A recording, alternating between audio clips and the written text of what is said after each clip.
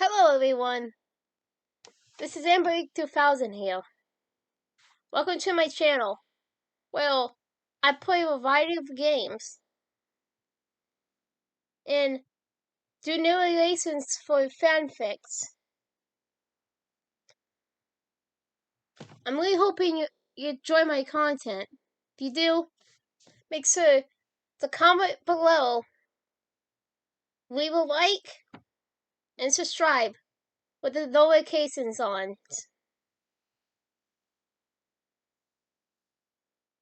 Right, so next time, this is AmberAnkNA. Welcome to my channel. So, hi. Let him be gay. Chapter 3. A Sight Snug. After fixing up the woman, Wen insisted to Ryuzi that they should find the castle. They tried retracing the steps, but they ended up back at the school. After the second attempt, Wen decided to check out the app on his phone.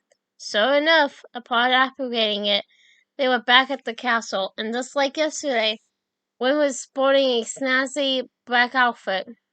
Even teased that Ryuzi was probably jealous. Pussy quickly the not get kind. Luckily, the two crossed paths with Morgana, who was more than happy to help out. Turns out this kid's castle was actually a distorted version of the school, something Ryuzi couldn't quite comprehend right away. Regardless, they headed over to the castle dozen where they confronted a single guard. That was when Morgana offered the advice of inputing the phone so they could attack first. So when that impulse led to an encounter with a floating pumpkin creature carrying a lantern, Ray! Morgana were ready for combat. That was when things took a turn for the worse. Our sin! Wynn cried out, gripping onto his mask, but when he tried to pull it off to summon his persona, it didn't come off right away and required more force. And when our sin was successfully summoned, it flickered ever so slightly and couldn't land a direct hit. This was very unusual, given that he didn't have issues yesterday. Hey, what gives? Morgana demanded as he dodged a fireball. You didn't have this much trouble with your persona yesterday. Wilson wasn't sure how to respond. Instead, he chose to focus on the battle instead. But this time, summoning Austin resulted in a bit of blood dripping from his forehead, all while he screamed out in pain. What was going on? Morgana sighed in frustration. Fine! He spouted. Just sit back. I take care of this. A few gusts of wind later, the saddle was defeated. But Morgana wasn't too happy. Wind could only avert his eyes from the now not cat's angry glare. Feeling embarrassed for not putting up a decent fight. Morgana was right. Austin was more stable yesterday. So how come he wasn't materializing properly to get to the now? Aside from the whole persona issue, navigating through the dozen was a brief. As Morgana guided Wen and Ryuzi, he gave them more advice on what to do while going through the palace.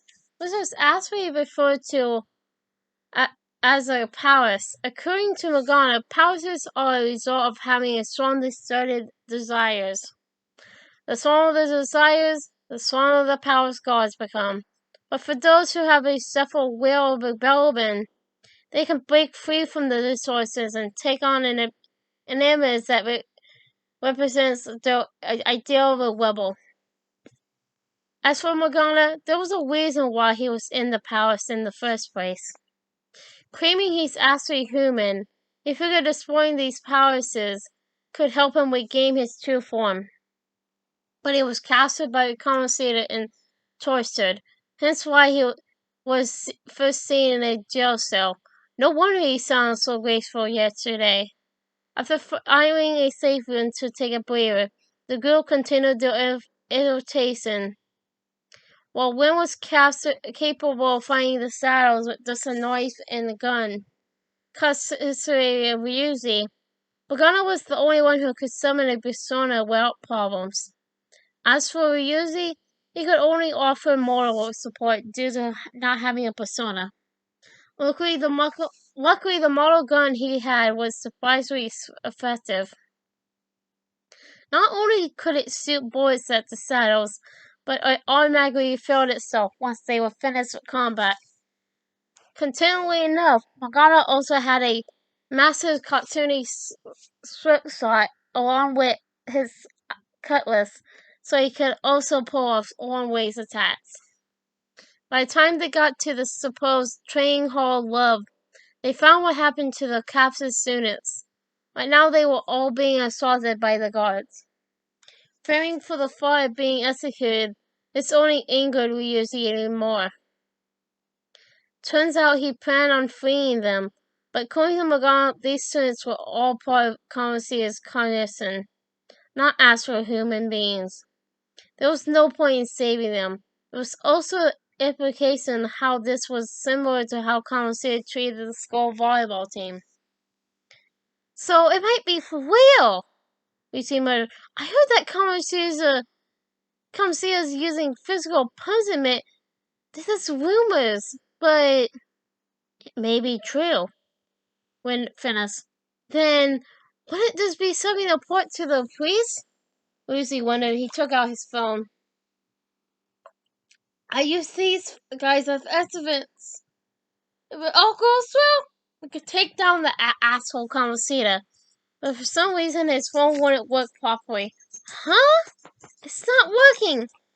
Can use the navigation app, but the camera is a no-go? A navigation app? Magana repeated. That's what we used to come here. We usually explained. He looked away at Win. What about yours? Win took out his phone and tried to turn on the camera. That's strange, he muttered. My camera app bought one. Whatever you do is fine, but we're gonna get caught if we stand here. Stand around like this. Magana pointed out, getting a little antsy. Especially with Fizzy Hill's persona going haywire. We need to head back. Hang on a sec, Lucy said, looking back at the students. There's no other way. I just memorized their face before going home. Happened for a while. Lucy kept a careful eye on each student, and luckily the group didn't face any shadows at all. However, trouble kicked back in once they left the training hall. They were surely confronted by Kamoshida and a field of guards. Your knives again? Kamoshida asked, sounding exasperated.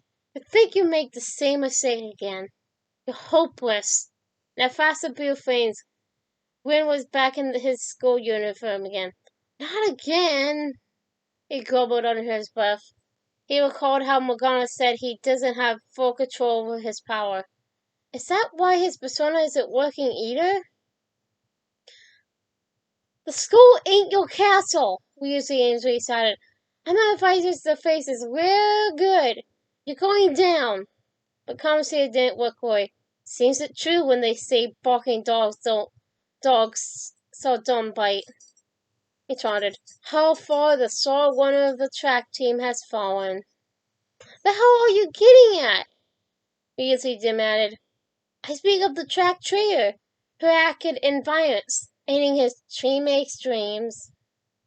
Kamoshida clarified. Oh, I can only imagine the pains of the others who were dragged under with your selfless act. That surprised Rin. You're on the track team? He asked Ryuji. What a surprise, Kamoshida commented.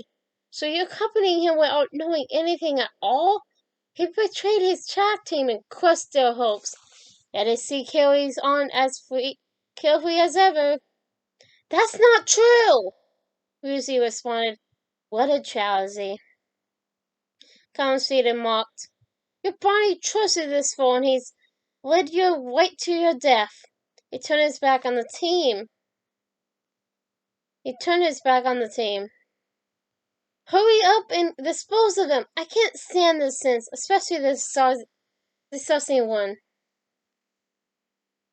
With that, two of the guards transformed towards black goat-like creatures with bright green horns. One crossed his knife as he and Morgana stepped forward. God damn it! Ryuzi muttered, feeling powerless to do anything. Ryuzi, move! Morgana ordered as he whipped out his cutlass. But in the first three, the battle was entirely one-sided. With Wind and Morgana surrounded by shadows, the attacks were a little outfit. So Morgana was able to put up a decent fight and alternate between Draco attacks and summoning Zoro. But Wind was at a stronger disadvantage. Heck, he was still in his school uniform. Why wasn't he back in his rebel outfit? Come on! When military frankly sought at one of the saddles, transform already! But all that happened was a troll of blue flames surrounding him while his glowing figured between his uniform and the rebel outfit. What do you think you're doing? Morgana angrily asked. You can't summon your persona. You still don't have full control over your power. Then how do I fix that? Wendell impatiently demanded. I don't know, Morgana admitted. Thus, he fired a string shot power as he spoke. First, what would cause the problem? He got it as more saddles demanded. There's more of them? This is bad! It didn't take long for the two to get knocked down. Wind felt too weak to get up. All he could do was grunt conversation as he stepped on Morgana's back. You piece of... The knotcat luckily guarded. Wind attempted to get up, but he was instantly forced back down by a guard. One in golden armor. Was there really nothing he can do? Is he too weak of a persona user? I bet you simply came here on a whim and ended up like this. Commentator told Ryuzi. Isn't that right? No! Ryuzi insisted.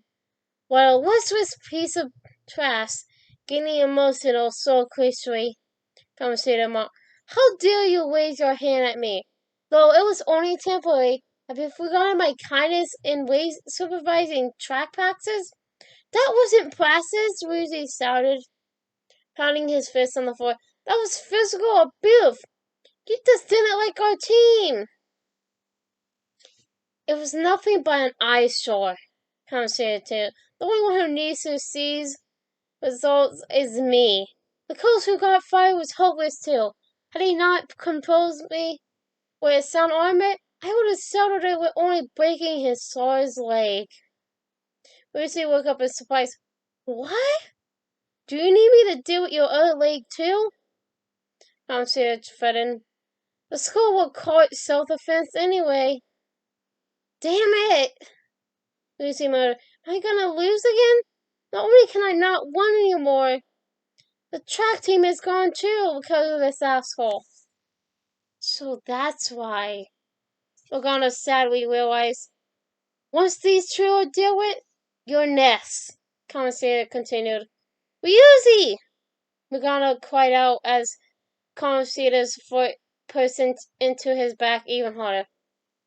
Just go! When started slowing to get back on his feet. Get out of here! When? Ryuzi asked. Don't worry about me. When insisted. Just go! But to Wen's surprise, Ryuzi had a different reaction. No! He decided. Everything that was important to me was taken by him. I never get them back. Stay there and wash. Commentator work on as the tough, hopeless some die for nothing because they sided with trash like you. At that moment, Ryuzi slowly got on his feet. No! That's what you are, he exclaimed. All you think about is using people. You're the real scumbag, Commentator. What are you doing? Commentator ordered the guards. Silence him! But Ryuzi was having none of that. Stop looking down on me with that stupid smile on your face! Suddenly, Ryuzi looked like he was in pain. His eyes turned yellow as he cuts his head, all while his body twists. This went on for a while in complete silence. As Wen walked on, he had a feeling it was similar to when he first met Austin. Was Ryuzi about to awaken to his own persona? Immediately, Ryuzi looked up, an iron mask appearing on his face. Leaked up and tore it off in a matter of seconds. When it came off, blood dripped from his forehead as he was surrounded by blue flames, knocking the guards back. The blue flames soon dispersed, revealing a cannon-armed pirate on a warm ship. As for Lucy, he was sporting a new outfit. One was sibling a pirate's captain's uniform. This one as well? Homestead asked. Lucy nodded his new change of clothing. Right on, he happily said. What's up, Persona? This having rocks! Morgana Wynn got back on their feet as Wynn regained his own Persona outfit, much to his relief. And with a new Persona unit on the team, he had a feeling this battle was going to end differently this time. Now that I've got this power, it's time for payback, Reese continued. He cracked his knuckles. Yo, I'm ready. Bring it! And welcome Reese to the team! Boo-yah! Hi everyone. This is AmberAnkNA 2000 again. Well, I hope you enjoyed the video. Because, I really did enjoy making it. But, so I hope you enjoyed it. Comment, like, and subscribe with the notifications on down below. Till next time, bye!